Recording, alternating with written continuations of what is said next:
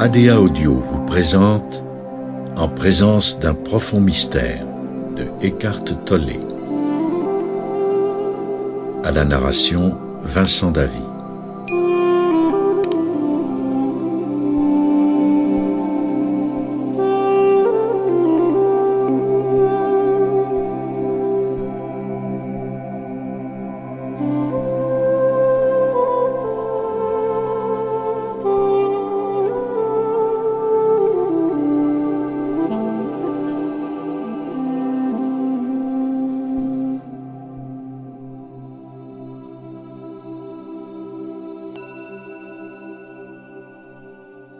Soyez les bienvenus à la rencontre de cet après-midi. Plusieurs d'entre vous viennent tout juste d'arriver, et il est possible que certains d'entre vous ne soient pas encore tout à fait ici. Il se peut que des parties de vous ne soient pas encore arrivées. Nous allons donc attendre qu'elles viennent nous rejoindre.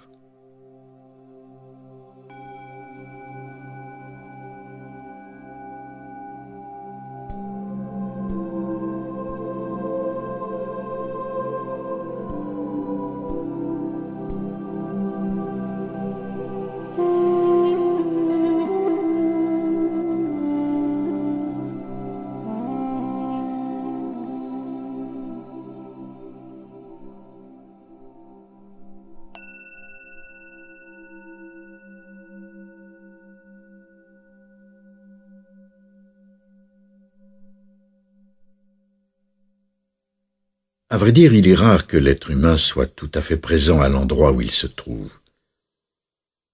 Le plus souvent, il est présent de façon périphérique, juste assez en fait pour ne pas entrer en collision avec les objets. Le reste de son attention est tourné vers ce qui semble plus important que l'ici, c'est-à-dire le passé, l'avenir et l'ailleurs. Presque tous les gens partagent cette conviction sans s'en rendre compte, car une fois que l'on en prend conscience, on voit que cela est faux. Tout le monde, en fait presque la totalité des gens, accordent plus d'importance au passé et à l'avenir qu'à leur présence ici et maintenant.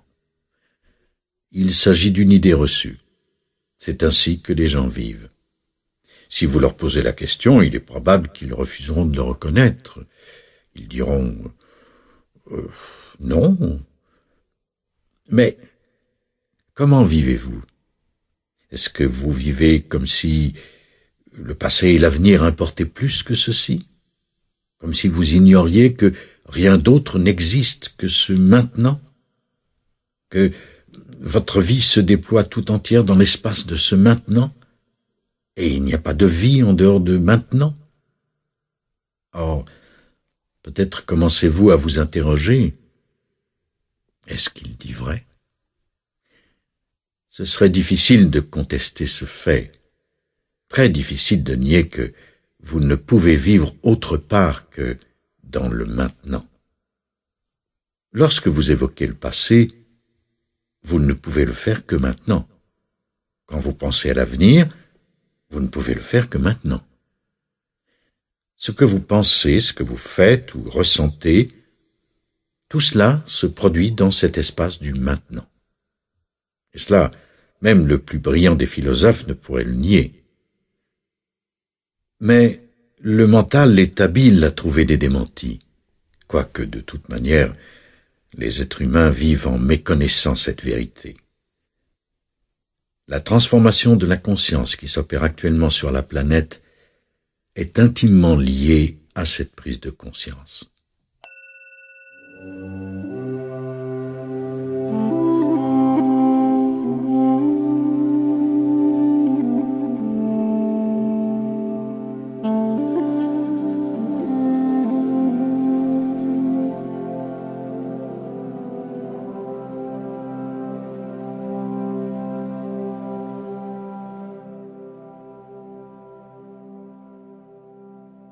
La transformation de la conscience, qui est une absolue nécessité sur cette planète actuellement, n'est pas un processus à venir.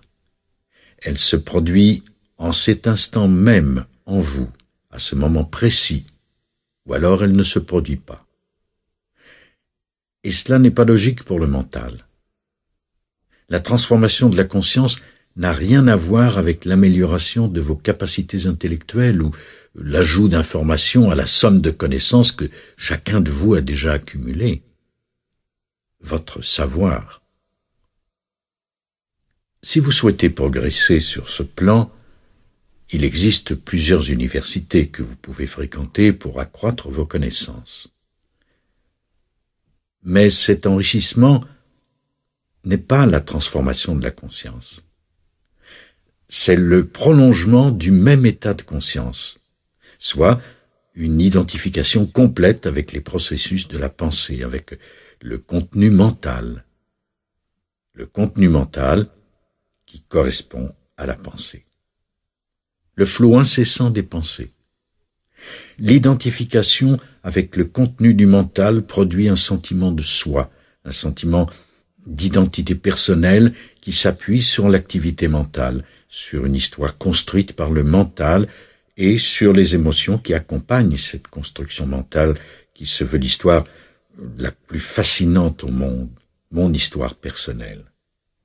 Et toutes les identifications qui s'y rattachent, les types de réactions qui s'y rattachent, toutes les connaissances, les opinions, les points de vue, les réalisations et les non-réalisations, les réussites et les échecs qui composent mon histoire personnelle, ce sens du moi qui débute avec mon nom et auquel viennent s'ajouter plusieurs autres éléments, des identifications qui sont toutes des formes pensées.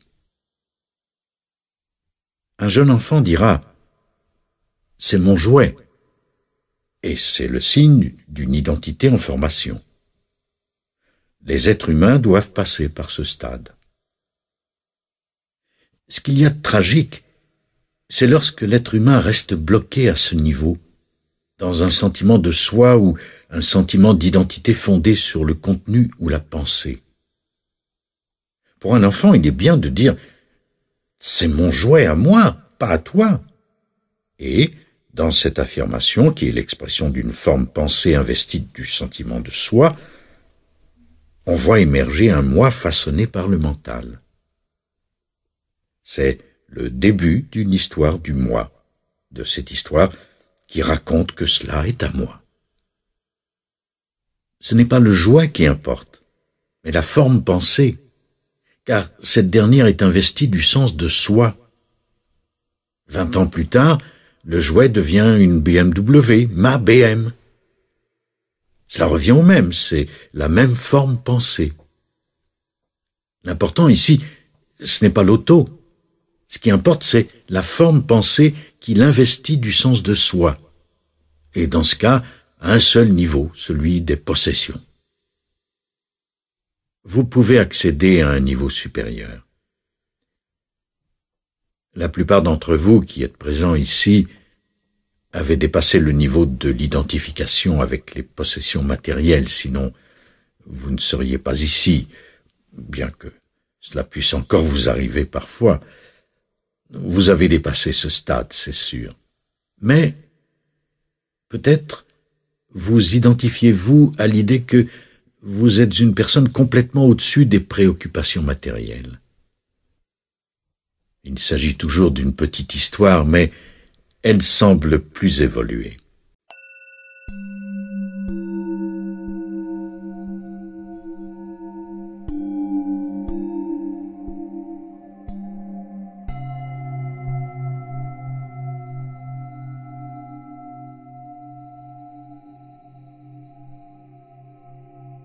L'identification à des formes pensées, l'assimilation du moi à la pensée, gagne en subtilité à mesure que vous progressez sur le plan spirituel. Dès que vous prenez conscience de certaines identifications, celles-ci sont remplacées par d'autres plus difficiles à percevoir. Il y a par exemple l'identification avec l'opinion que les autres se font de vous, opinion que vous adoptez et qui devient alors une forme pensée, ce que les gens pensent de moi. Suis-je quelqu'un d'important ou non? Cela peut varier. Les gens vous disent un jour que vous êtes important et le lendemain, ils auront changé d'avis. Donc, plusieurs éléments entrent en jeu et viennent former un réseau de pensées, d'identification, de schémas qui donnent naissance au sentiment de soi. Voilà qui je suis. C'est moi. Le sentiment de soi façonné par le mental, ce que j'appelle parfois la conscience ancienne, l'état de conscience qui a dominé sur la planète au cours de l'histoire aussi loin que l'homme puisse se rappeler et même en un passé plus lointain encore. L'identification avec ce soi très limité. L'un des premiers êtres humains à découvrir cette terrible prison, ce piège, cet esclavage, et à voir la peine et la souffrance engendrées par cette illusion réduisant votre être à une construction mentale, à cette identification avec la pensée, le premier à saisir à quel point le sens du soi engendre de la souffrance en vous, et lorsque vous faites souffrir autrui. L'un des premiers êtres humains à découvrir tout cela fut cette personne que nous appelons aujourd'hui le Bouddha. Il y a 2600 ans, il reconnut l'illusion de ce qu'il appela le moi, ce moi que nous épelons avec une minuscule. Mais c'est dire alors qu'il existe un moi avec un M majuscule. Voilà. Il faut être prudent avec ce genre d'affirmations car elles peuvent facilement entraîner la formation dans le mental d'un autre concept auquel nous pourrons nous identifier. Nous devenons une personne qui croit en l'existence d'un moi, avec un M majuscule, supérieur, ce qui peut ajouter énormément au sens du soi et nous permettre de nous opposer plus facilement à ceux qui ne partagent pas cette opinion ou ce point de vue. Lorsque vous pouvez être en désaccord avec une personne qui n'endosse pas votre position mentale, qui la conteste, la met en question, et que vous justifiez votre position, votre moi s'en trouve renforcé. Et une prodigieuse quantité d'énergie est consacrée à la défense de positions mentales de nature personnelle ou collective. L'état de guerre. Collectivement, vous défendez des opinions collectives. Non pas un moi, mais un nous s'opposant à eux, nous contre eux. Sur le plan personnel, c'est moi contre tous ceux qui me menacent. Que nous assistions actuellement à la fin de cet état de conscience a de quoi étonner, mais vous n'êtes pas obligé de croire que c'est le cas. Nous sommes présents ici cet après-midi parce que quelque chose est en train de venir au jour, en voie de s'accomplir.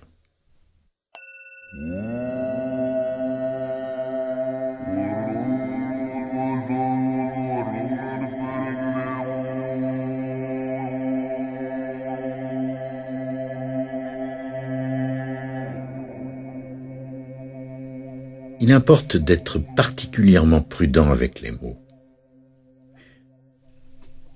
J'aime m'arrêter à toutes les deux phrases ou presque pour dire « ce n'est pas exactement cela. Ce n'est qu'un indice. » Aussi, faut-il éviter de trop s'attacher à un énoncé.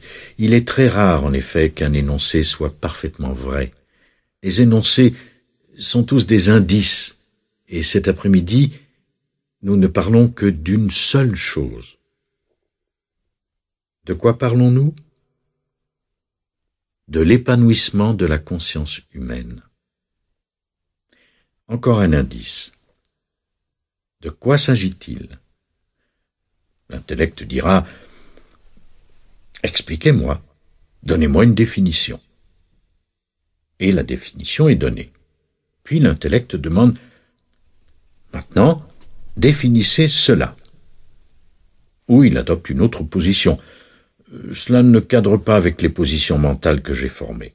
Ce ne sont pas mes positions. » Vous avez probablement déjà constaté que l'après-midi s'annonce plutôt difficile sur le plan de la pensée, que ce n'est pas vraiment une conférence. À première vue, cela ressemble à une conférence, mais ce n'est pas le cas. Ce n'est pas un séminaire non plus. Je ne sais pas au juste ce que c'est. Ce soir, si vous téléphonez à un ami et qu'il vous demande « De quoi a-t-il parlé ?»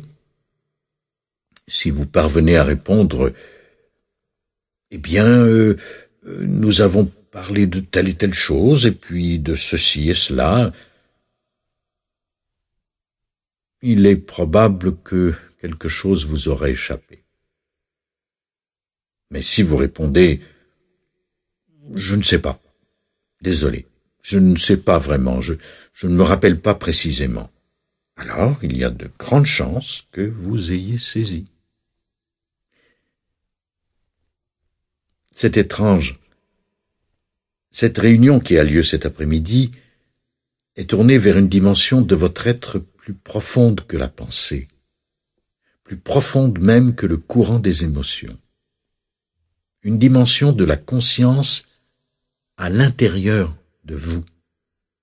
La possibilité de réaliser cette dimension en vous. Cette réalisation correspond à l'épanouissement de la conscience. Cela n'a rien à voir avec l'ajout de nouveaux concepts au contenu mental. Si vous espérez ajouter quelque chose à ce que vous êtes, vous perdez votre temps cet après-midi. Il existe, bien sûr, au niveau inconscient, cette conviction qu'il faut ajouter quelque chose à ce que l'on est pour devenir complet, entier et épanoui, pour être complètement soi. Il existe ce sentiment inexprimé de manque, inconscient ou semi-conscient. Et c'est une entité vivante qui croit une telle chose. Cette opinion est au centre même du sens du soi, qui est lui-même une création mentale. Je ne suis pas encore assez, j'ai besoin de plus pour être entièrement et pleinement moi-même.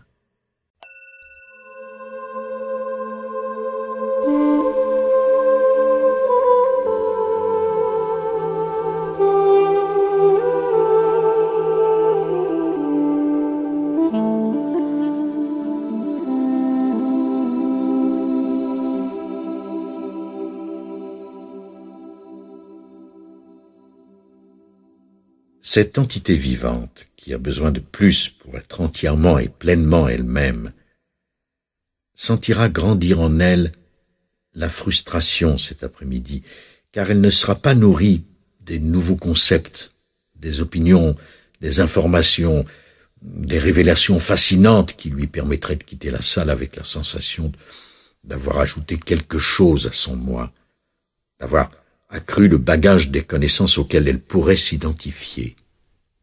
Son moi, son histoire personnelle, aurait alors pris de l'envergure. Les choses ne se passent pas ainsi. Aussi, si vous êtes incapable de laisser tomber cette entité qui a besoin de toujours plus, vous ne supporterez peut-être pas de demeurer ici tout l'après-midi. Car vous attendrez constamment une phrase qui illuminera tout, la lumière soudaine qui se fera dans votre esprit. Voyons, je sais ce qu'est l'illumination. Quand va-t-il dire les mots que j'attends? Allez! Et peut-être alors sentirez-vous en vous-même ce besoin extrêmement puissant qui fait partie de cette création mentale qu'est l'entité conditionnée. Un besoin immense, impersonnel.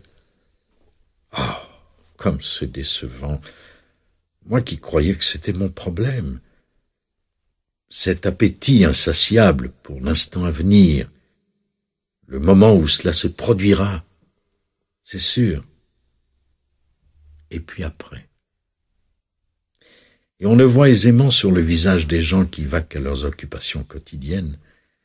La tension, la fatigue, car ces derniers attendent le moment suivant et disent « Eh bien, ce n'est pas encore le moment. » Et non. Et c'est ainsi que les gens vivent. C'est normal. Si vous regardez la télé, que ce soit un film, un téléroman, peu importe, ou le journal télévisé, tout le monde vit dans l'attente du moment où les choses finiront sûrement par s'arranger. Aussi, il est possible que vous sentiez de la frustration. Et c'est bien de découvrir cela. Il ne faut pas vous dire « ne sois pas frustré ». Si vous êtes assis dans cette pièce et que vous ressentez de la frustration, c'est bien. Vous en prenez conscience. Vous la reconnaissez pour ce qu'elle est.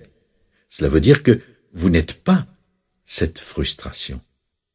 C'est un modèle que vous percevez à l'intérieur de vous-même. Peu importe le modèle que vous identifiez, c'est une excellente chose. Parce que la frustration est là. Vous la voyez. Si vous ne réussissez pas à la voir, c'est que vous ne faites qu'un avec elle. Alors, vous perdrez patience, vous bondirez de votre siège et quitterez la pièce en courant. Tournons notre attention vers une dimension de la conscience beaucoup plus profonde à l'intérieur de nous, ou le besoin profondément enraciné du prochain moment, qui s'apparente de près, et ne fait qu'un en fait, avec le besoin immense que les gens ont d'ajouter à leur moi pour le rendre complet. Ce qui, en dernière analyse, est une illusion, car ils n'y arriveront jamais. Nous sommes ici pour dépasser cette illusion. Et pendant que je m'adresse à vous, il est possible que cette dimension émerge en vous et que le besoin du moment suivant se dissipe soudain et sans que vous succombiez au sommeil. Si vous vous endormez, ça ne pose pas de problème. Mais lorsque tout à coup vous accédez à cet état merveilleux qu'est la présence vigilante et détendue et que vous percevez tout ce qui est perceptible sans éprouver le besoin de plus, c'est fabuleux.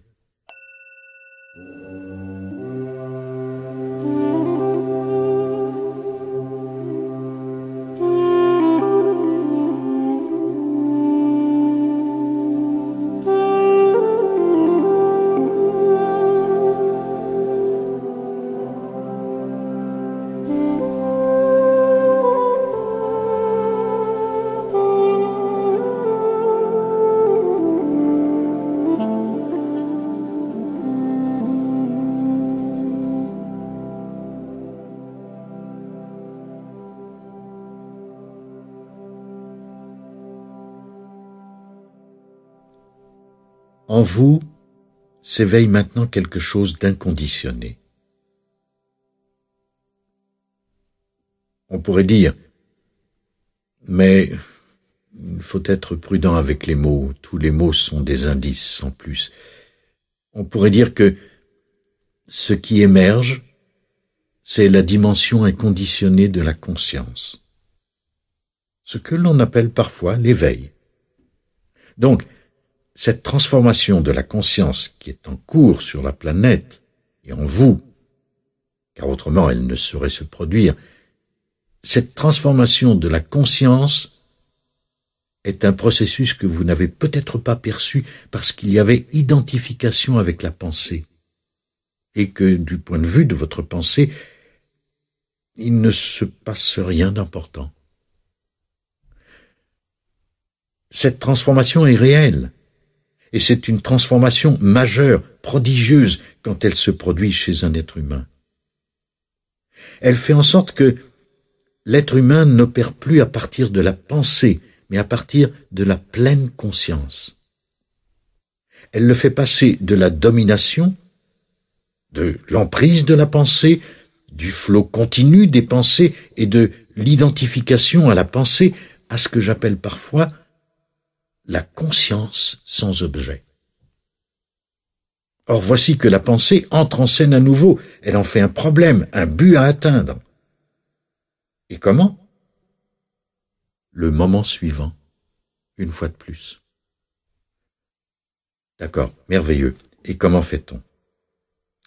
Cette dimension de la conscience existe déjà dans toute sa plénitude sous le défilé incessant des pensées. C'est pourquoi vous ne pouvez l'atteindre. Si quelque chose est entièrement présent ici, vous ne pouvez le chercher ailleurs. Cela ne contribuerait qu'à vous en éloigner. Et alors, un mot avant de poursuivre, qui pourrait être éclairant pour certaines personnes de l'assistance. Il serait juste d'affirmer que cet entretien est constitué de 2 dimensions. Les mots et les espaces entre les mots. D'habitude, les gens qui assistent à une conférence ou à un entretien accordent toute leur attention aux mots, aux concepts, aux idées qu'ils peuvent ajouter à leur bagage intellectuel, à leur contenu mental, au contenu de leur moi. Il est rare, extrêmement rare, que le public, qu'un spectateur, soit conscient uniquement des mots qui, en vous, deviennent des pensées. Dans vos oreilles, les mots se transforment en impulsions nerveuses qui sont ensuite décodées et deviennent une pensée. Cela se produit à un niveau. À un autre niveau, l'entretien est un événement à l'intérieur de vous. Être conscient non seulement des mots, mais de la base à partir de laquelle les mots s'élèvent, puis vont et viennent. Or, en vous, ces mots, ce qui est perception auditive, devient pensée.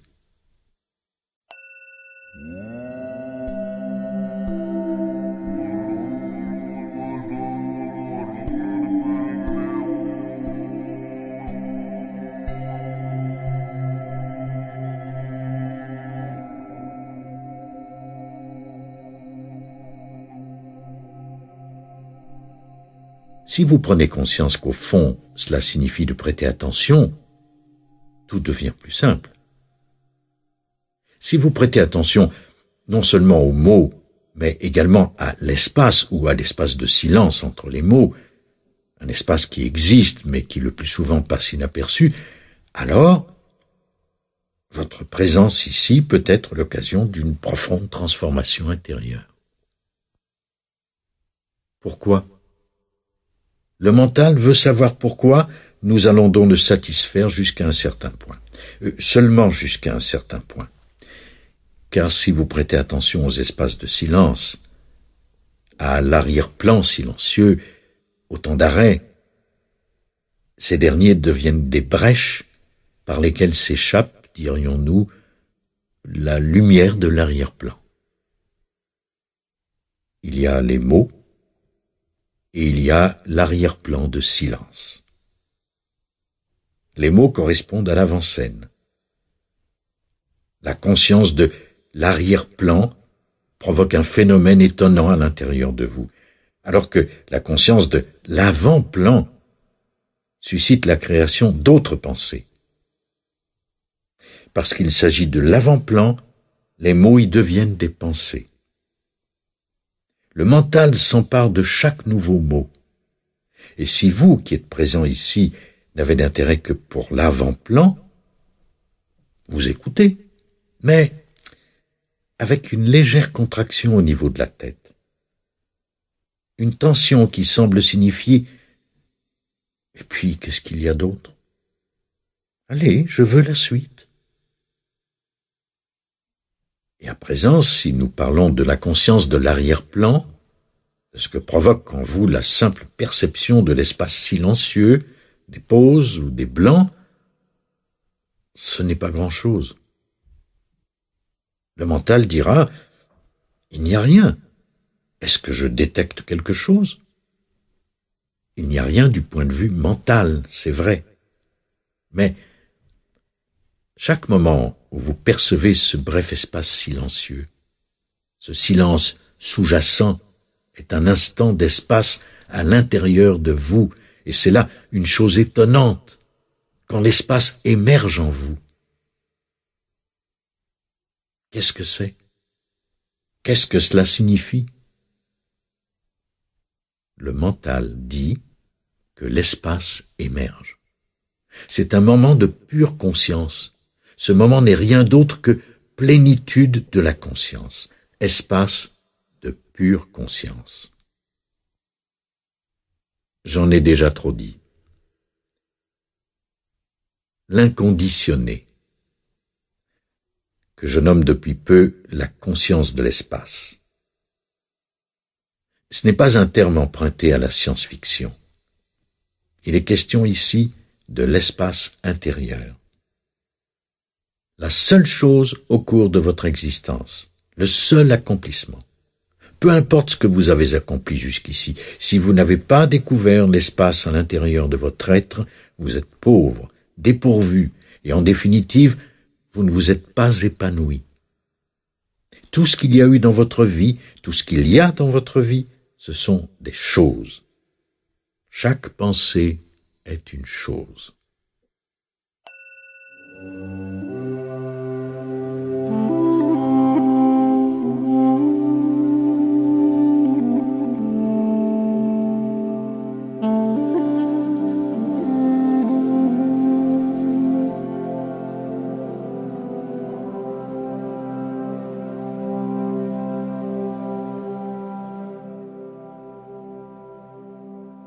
Vous êtes alors piégé dans un monde de choses.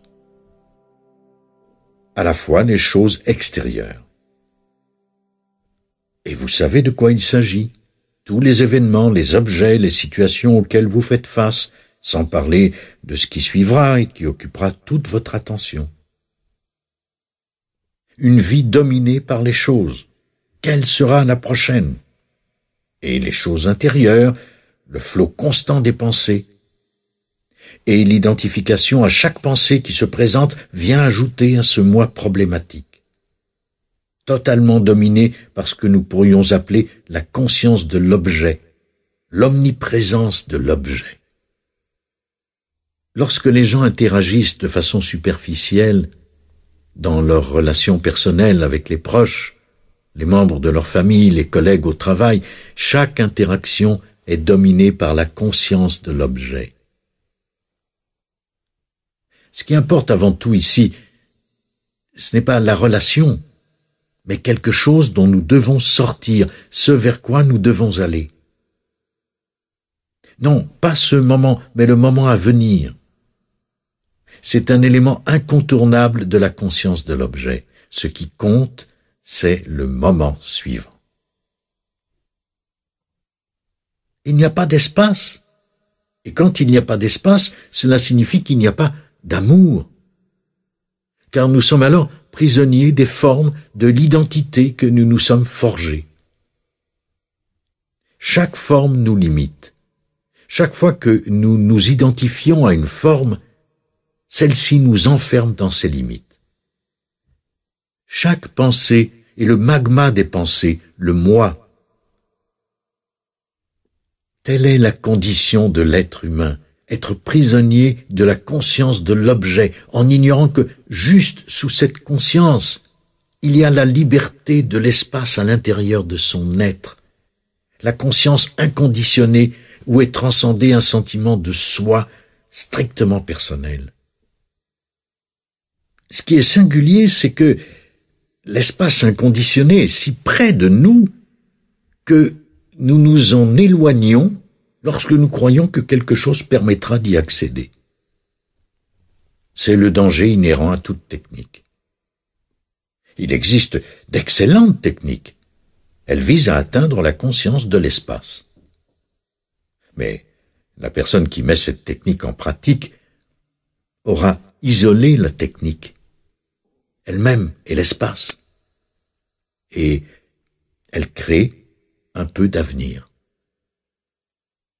Donc, tout cela, alors que vous qui êtes assis ici, prêtez attention non pas seulement aux mots, mais également à l'espace qui s'étend sous les mots et aux trouées de silence entre les mots. Et à chaque moment où vous le percevez, comme maintenant, et maintenant, et maintenant, c'est l'intelligence à l'état pur. Et vous percevez cette salle, votre corps assis sur un fauteuil, vous entendez les mots. Cette perception se produit, mais voilà, cette perception se fait à travers l'espace de silence. entre les mots.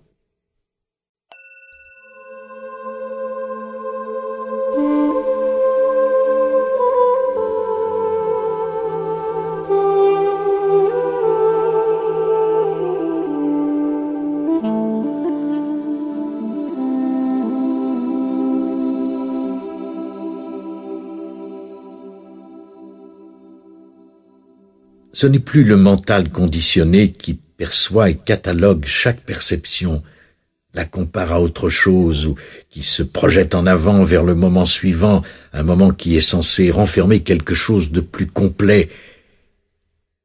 Et il est prodigieux, même si ce n'est que quelques instants pendant votre présence ici, de pouvoir expérimenter la perception par la voie du silence ou de la conscience.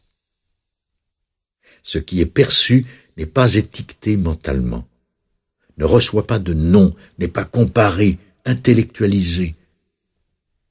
Et c'est tout simplement renversant.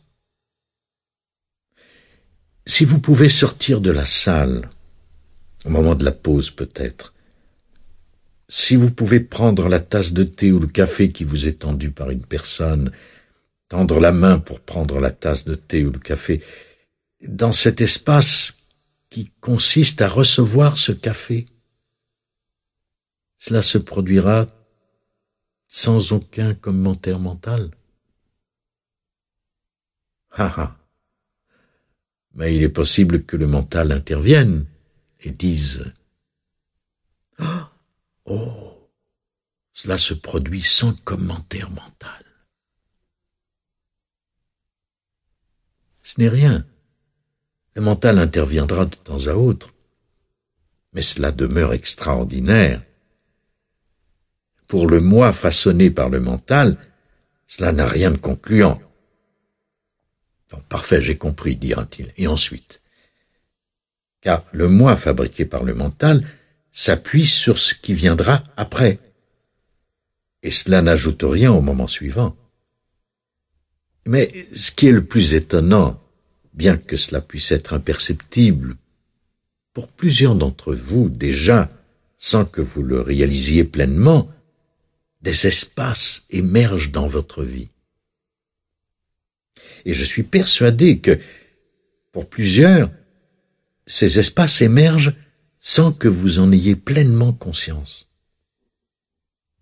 Peut-être avez-vous seulement remarqué parfois un sentiment de paix, alors que vous vaquez à vos occupations quotidiennes, un espace de paix. Il est possible que vous ayez simplement observé une certaine paix intérieure au milieu de vos activités. Rien en dehors de cela, et sans savoir qu'il s'agissait de l'émergence de la conscience inconditionnée provenant de l'intérieur de votre être. L'émergence de cet espace fait perdre du terrain au conditionnement collectif qui afflige l'humanité depuis des millénaires. Et voilà, vous regardez la tasse de café, une fleur ou l'océan, ou alors vous quittez la salle, vous descendez 3 ou 4 marches de l'escalier dans un état de présence éveillé et naturel. C'est une prodigieuse façon de vivre. Le petit moi demande « Qu'est-ce que cela changera à ma vie ? Et surtout, est-ce que ça viendra régler mes problèmes ? Ne dois-je pas d'abord régler mes problèmes avant de me permettre d'explorer cette dimension de la conscience ? Ne devons-nous pas nous attaquer à tous les problèmes de la planète, à toutes ces souffrances qui existent sur la planète? Ne devons-nous pas nous occuper de tout cela avant de nous permettre le luxe d'une transformation de la conscience humaine? Le mental pose une question qui peut être légitime. Bien sûr, il y a tant de souffrances en soi et dans le monde. Mais qu'est-ce qui vient en premier ?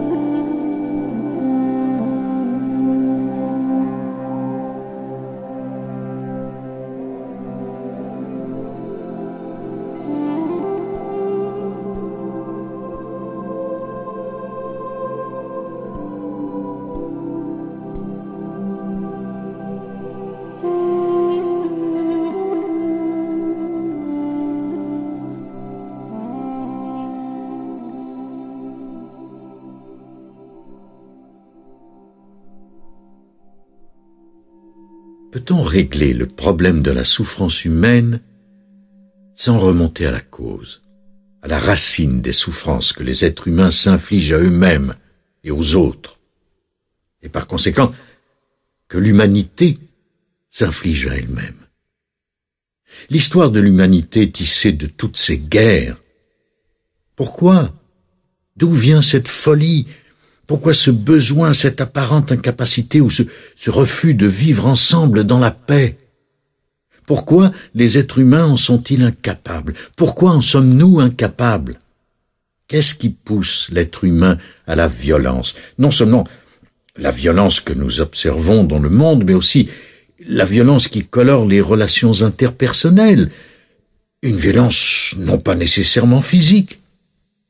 La violence au travail, les luttes pour une part de pouvoir, une position légèrement meilleure, plus d'argent et plus de pouvoir pour avoir raison contre autrui. Quelle est la source de la souffrance infligée à soi-même? Elle vient du fait que l'on ne connaît de soi-même que cette entité mendiante qu'est le moi identifié au mental et son histoire, ses appétits, car non seulement cette entité a besoin de plus, elle a besoin de conflit. Il est renversant de se rendre compte qu'il y a en moi quelque chose qui a besoin de conflit pour continuer. Pourquoi? Pourquoi le moi identifié au mental a-t-il besoin de conflit?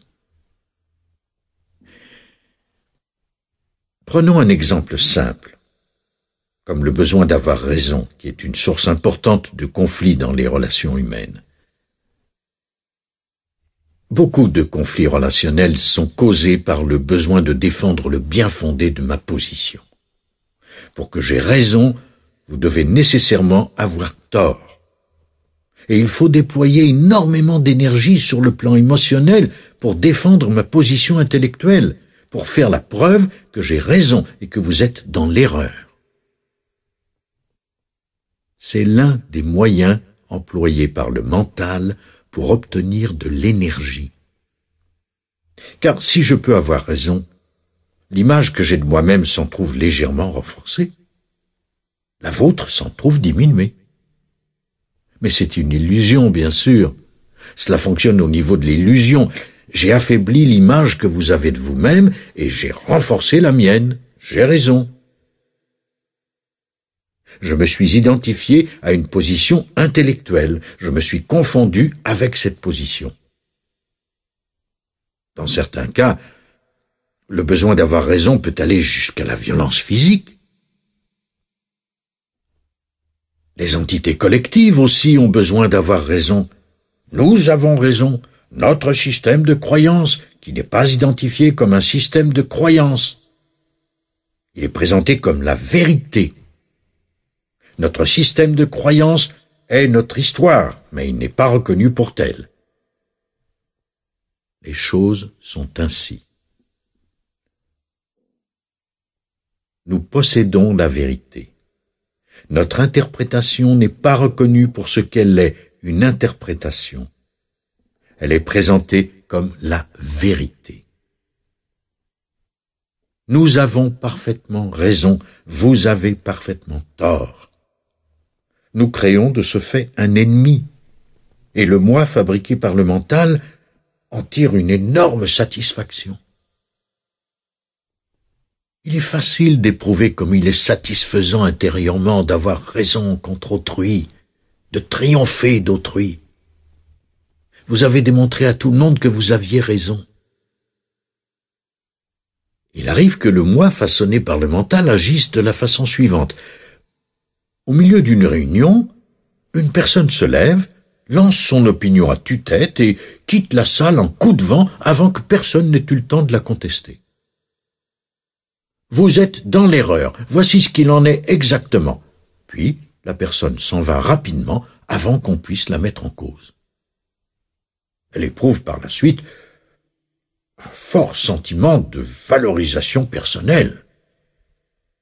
Puis, ce sentiment s'estompe. Donc, le moi façonné par le mental a besoin d'avoir raison, a besoin d'ennemis.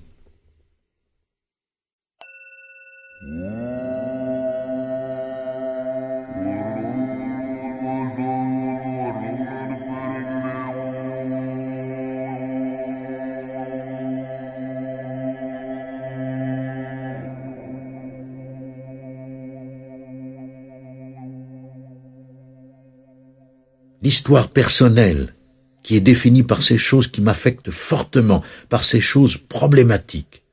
Nous connaissons tous des personnes dont nous pourrions dire « Que seraient-elles si on leur enlevait leurs problèmes ?» Je suis sûr que vous en connaissez quelques-unes. Reste à savoir si pour certains, c'est réellement plus difficile que pour d'autres. Mais le sentiment de soi fabriqué par le mental, et pour une large part l'histoire de moi, sont faits des problèmes qui participent du sens de mon identité personnelle. Et pour bon nombre d'êtres humains, si vous enlevez les problèmes, je suis en désaccord avec cette situation, et en même temps, leur identité serait réduite à peu de choses. Si vous enlevez l'aspect conflit de l'histoire que leur mental s'est construite, cette histoire ne tient plus, car il reste peu de choses sans mes ennemis, mon ex-femme ou mon ex-conjoint, sans la conviction que le monde m'a traité injustement, sans la certitude que je n'ai pas réussi. Quelque chose m'en a empêché. Il existe donc dans la structure de la psyché le besoin de s'opposer à quelqu'un ou à quelque chose. Le moi fabriqué par le mental est en quête du prochain sujet de conflit. Un être humain ou une situation ou un lieu, qu'importe, cela fera l'affaire. Et l'un des schémas très fréquents, l'une des tendances très répandues qui dénote l'identification complète avec le moi, consiste à se plaindre intérieurement de quelque chose ou de quelqu'un. Si vous êtes vigilant, vous vous surprendrez à vous plaindre fréquemment et à chercher d'autres raisons de vous plaindre. Où est la tache sur le tapis? Ah, elle est là. Il ne devrait pas y avoir de tache. Pourquoi ne l'a-t-on pas enlevée? Il y a longtemps que cela aurait dû être fait, ne croyez-vous pas? Ah oui, c'est affreux, quelle horreur. Oui, bien sûr. Chaque fois que vous vous plaignez, vous donnez tort à quelqu'un ou à quelque chose, une personne, une situation, un endroit ou la température.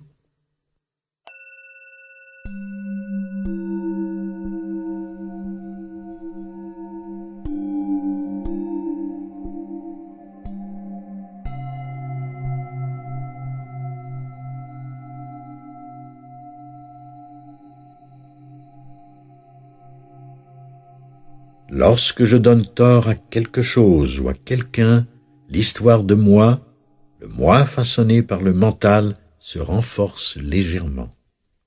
Ainsi, chaque petit grief que vous formulez mentalement contre une personne ou une situation dans votre vie, chaque « regardez ce qui m'est arrivé » apporte une certaine satisfaction au moi fabriqué par le mental, car au moins désormais, vous avez l'impression de mieux savoir qui vous êtes.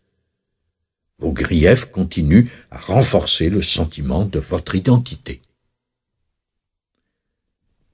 Chez certaines personnes, ce schéma est si présent que leur identité même est pétrie de plaintes. Moi, ce que les autres m'ont fait, la vie, ce que la vie m'a fait. Oh, laissez-moi vous raconter. La découverte de schémas mentaux est libératrice. Et qu'est-ce que l'on entend par découverte? Cela veut dire simplement percevoir. Oh, d'accord, nous y revoilà. Cela veut dire ne plus être prisonnier de ce schéma mental. Et voilà un autre cas où lorsque vous percevez ce qui s'apparente à une tendance enracinée, un schéma mental auquel vous êtes complètement identifié, Lorsque vous le voyez, donc, cela constitue aussi une forme d'émergence de la conscience inconditionnée en votre être. Car ce qui en vous reconnaît, ce qui perçoit un schéma est libre et ne fait pas partie de ce schéma mental. Et percevoir ce schéma n'exige pas de le nommer, il suffit de le voir. Quel que soit le schéma mental qui s'est enraciné en vous, qui a fait partie de votre sens du moi, vous le percevez intérieurement, vous le reconnaissez. Oh oh! En sortant d'ici, il est possible que le pleurnicheur s'amène et que, soudain, vous le reconnaissiez. Excellent. Quelque chose est en train d'émerger qui ne fait pas partie de ce schéma. Et cela, c'est aussi l'inconditionné. Cela s'apparente énormément à la perception des silences entre les mots. Car c'est aussi une voie par laquelle cette dimension émerge. Ainsi, vous vous libérez de milliers d'années du conditionnement mental collectif qui a engendré d'incroyables souffrances sur cette planète. Un véritable cauchemar de souffrance sur cette planète. Simplement parce que les êtres humains ont été totalement piégés dans un sentiment de soi étroit, tant sur le plan personnel que collectif. Leur moi totalement identifié à des constructions mentales.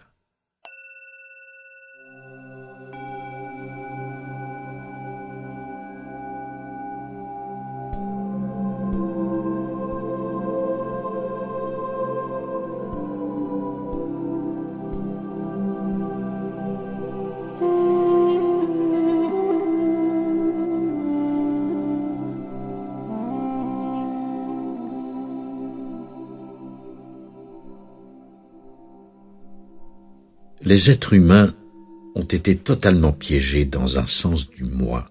Un moi limité, personnalisé, tant au niveau personnel que collectif.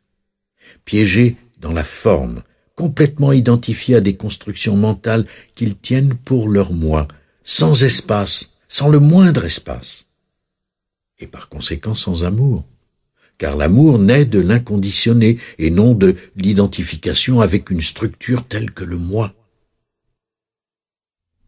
Le moi, en tant que structure mentale, a besoin, bien sûr, d'autres êtres humains pour le compléter.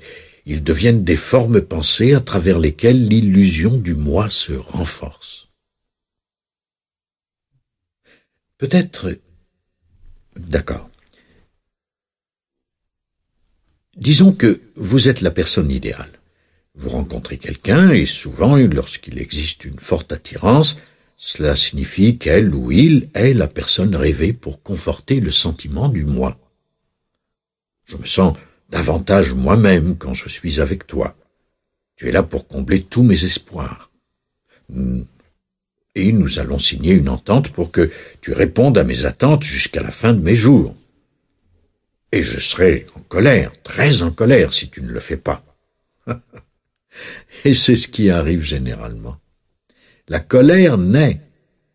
La colère et la frustration, car rien dans ce monde ne peut répondre aux attentes du petit moi fabriqué par le mental, avec son histoire encore en chantier.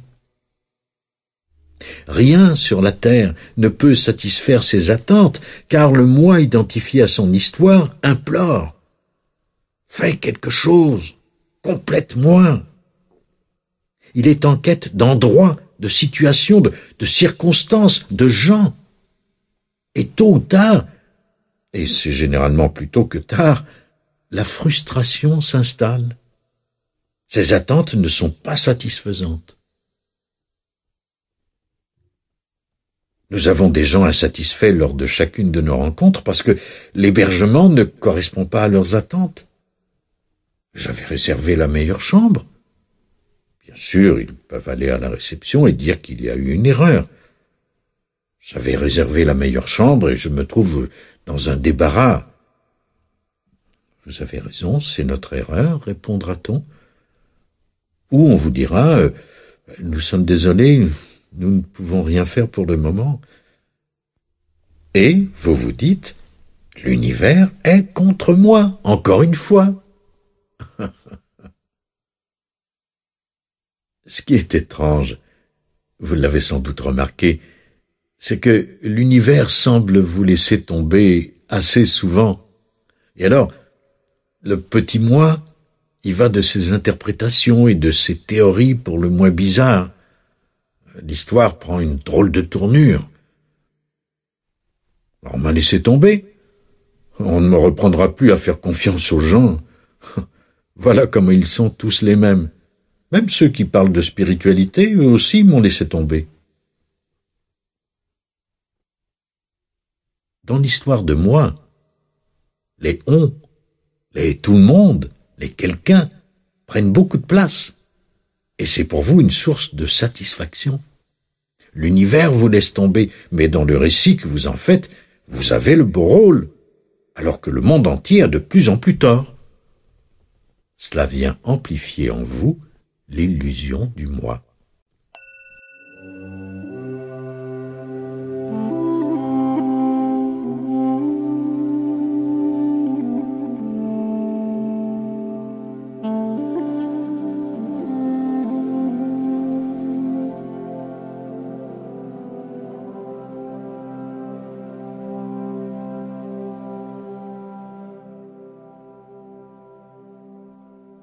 Cela peut conduire à la frontière entre ce que nous nommons santé et maladie mentale.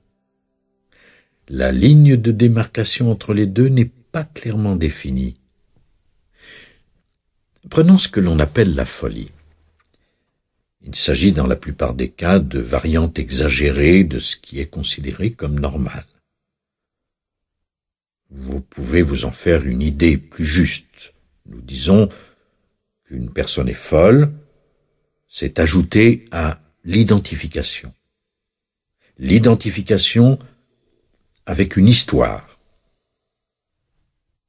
Aucun espace.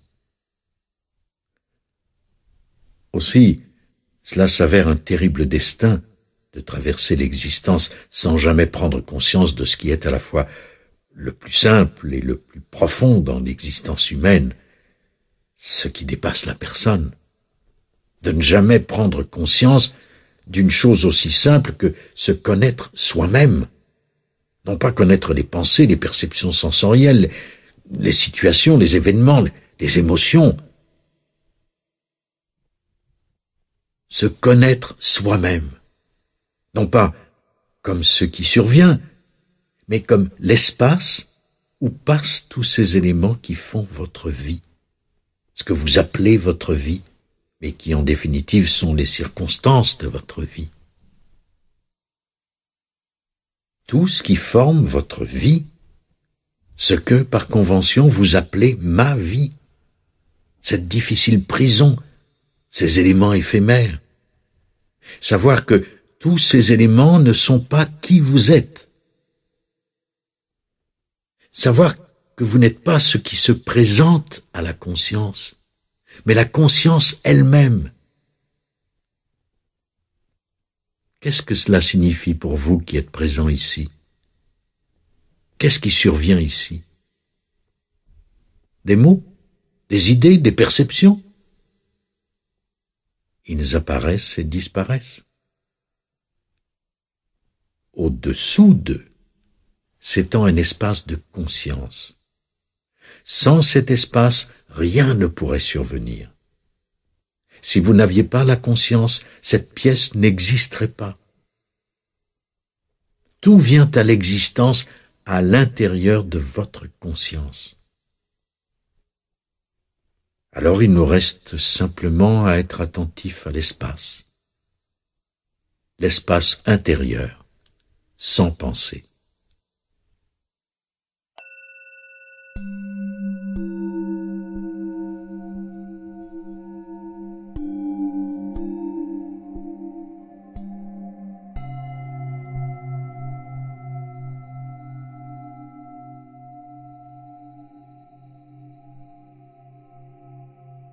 Quelqu'un a dit En vérité, si vous ne devenez pas comme de petits enfants, vous n'entrerez pas dans le royaume des cieux.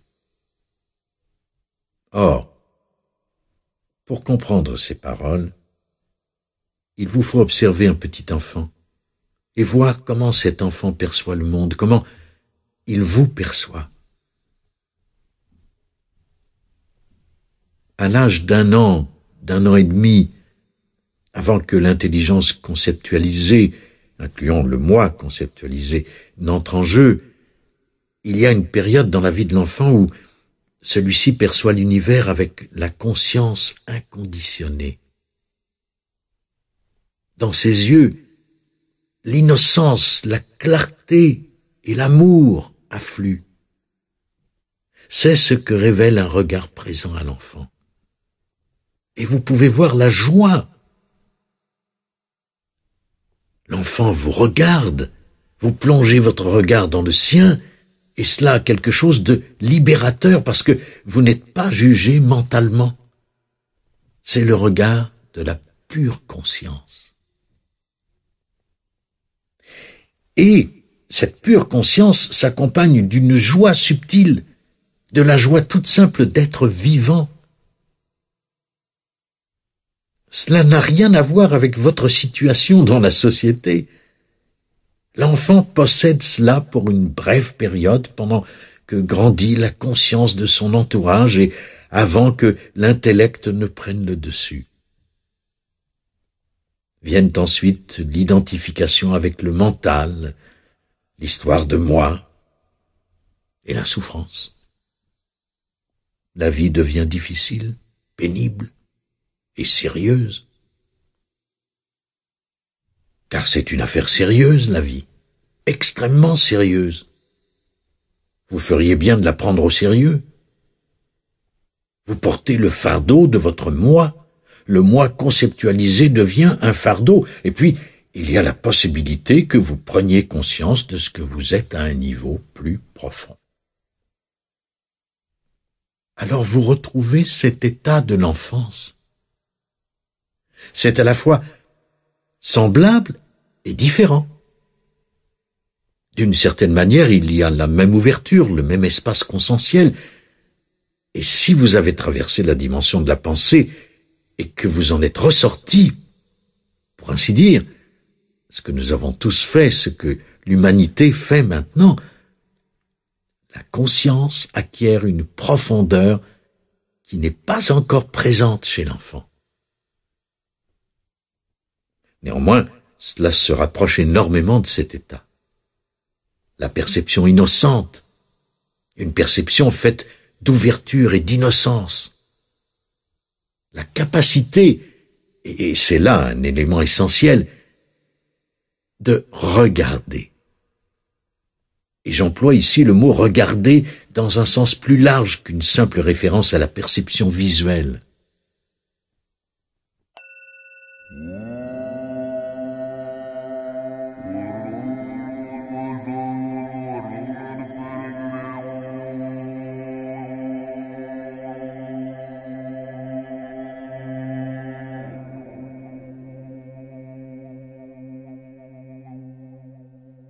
J'emploie regarder par analogie avec quelque chose de plus profond, soit la capacité de demeurer conscient, peu importe ce qui arrive.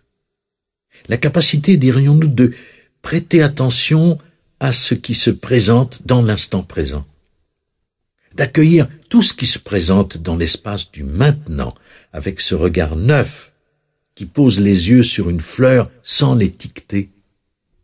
Et de prendre conscience de la vie qui est là et du fait que vous ne savez pas exactement ce qu'est cette vie, qu'elle demeure un mystère, qu'elle a une profondeur que vous ne soupçonniez pas, car auparavant, vous pensiez la connaître parce que vous lui aviez donné un nom. Regardez une fleur ainsi, en percevant soudain son essence sacrée et sa beauté, et cela si profondément qu'il n'existe plus aucune distance avec votre être.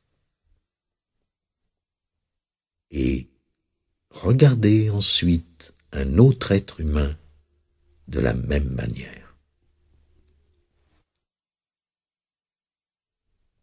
En d'autres termes, rencontrer les choses et les êtres dans la dimension de l'espace intérieur, qui est également la dimension de l'intelligence inconditionnée, une dimension où vous semblez tout ignorer et où circule pourtant une intelligence beaucoup plus profonde que le mental conceptualisé. Et aborder un problème, un défi, non pas comme un obstacle, parce que tous les problèmes n'existent que mentalement. Ce qui existe, tout simplement, c'est une situation qui peut sembler un défi.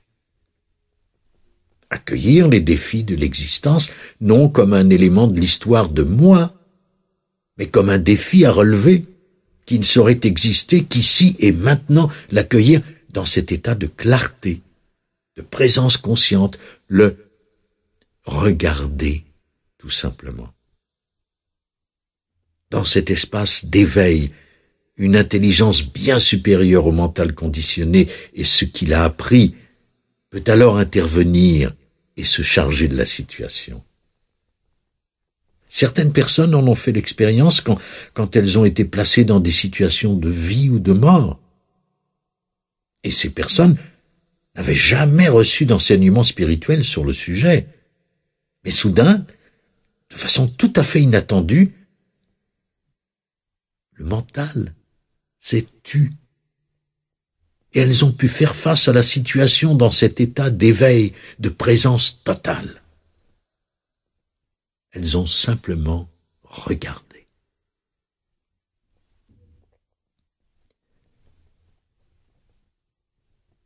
Toutes les fois qu'il se produit une véritable situation d'urgence,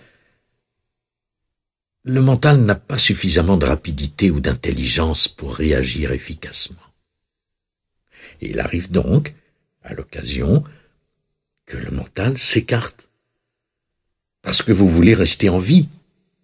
Le mental se retire pour laisser la place à la conscience inconditionnée qui prend le relais dès l'instant où une situation critique peut s'avérer mortelle. Et vous devenez bien plus grand, plus profond et plus intelligent que vous ne l'auriez cru possible, car il ne s'agit pas de vous. Vous êtes resté à l'écart, vous. C'est-à-dire, le moi fabriqué par le mental s'est tenu à l'écart. Et alors, cela a émergé. Et de cette émergence résulte parfois une action. Et vous vous surprenez à agir spontanément, sans réfléchir, sans calculer. Bon, d'accord, à présent il faut que je cours jusqu'à cet endroit, que je saute à l'eau, que je tire cet homme hors de l'eau qui risque d'être glacé. Est-ce que je devrais le faire ou non? Les choses ne se passent pas ainsi.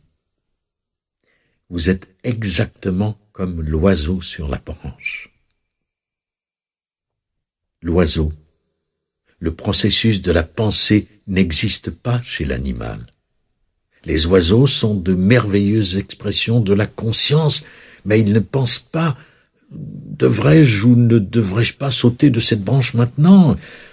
Ça pourrait être dangereux, je vais y réfléchir. » Or, si vous regardez un oiseau, vous remarquerez des mouvements particuliers, des mouvements propres aux oiseaux.